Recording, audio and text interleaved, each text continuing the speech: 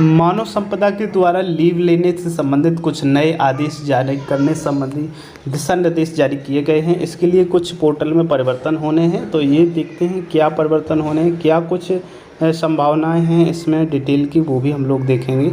तो सबसे पहले देखते हैं, प्रेषक हैं अपर परियोजना निदेशक, राज्य परियोजना कार्यालय लखनऊ उत्तर प्रदेश, और सेवा में श्री आर एच खान राज्य सूचना अधिकारी NIC योजना भवन लखनऊ।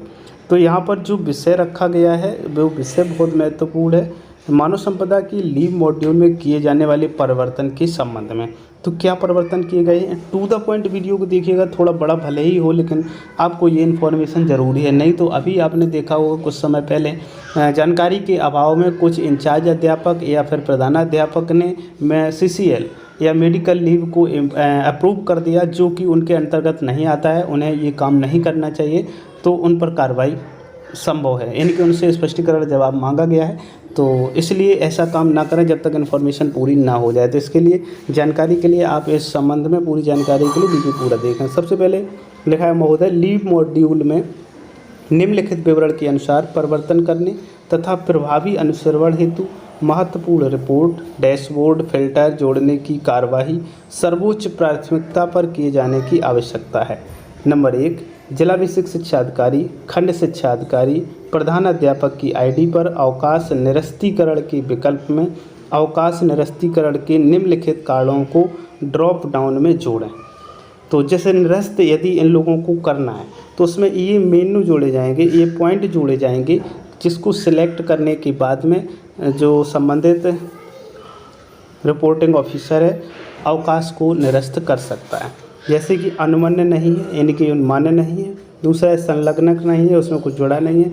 कई शिक्षक पहले से ही अवकाश पर है, यानी कि विद्यालय में ज़्यादातर शिक्षक अवकाश पर हैं, तो उस स्थिति में भी छुट्टी नहीं दी जा सकती है। गलत रिपोर्टिंग ऑफिसर यदि बनाया गया है तो भी छुट्टी नहीं मिल पाएगी।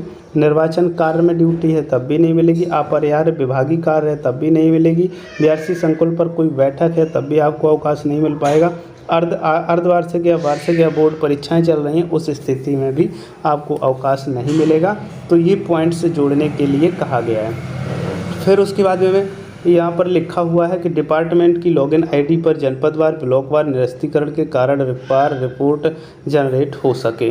दूसरा है अवकाश आवेदनकर्ता की लॉगिन ID से आकस्मिक अवकाश हेतु आवेदन करते समय अवकाश जुलाई से सितंबर माह के लिए 8 बजे के बाद तथा इसके बाद में जो आपका किया जाना है माह अक्टूबर से 20 मई तक 9 बजे के बाद उसी तिथि का अवकाश आवेदित ना हो सके। तो इस प्रकार का पोर्टल में कुछ टाइम सेट किया जाएगा, जिससे कि 8 बजे के बाद अवकाश आप ले ही नहीं सकते हैं।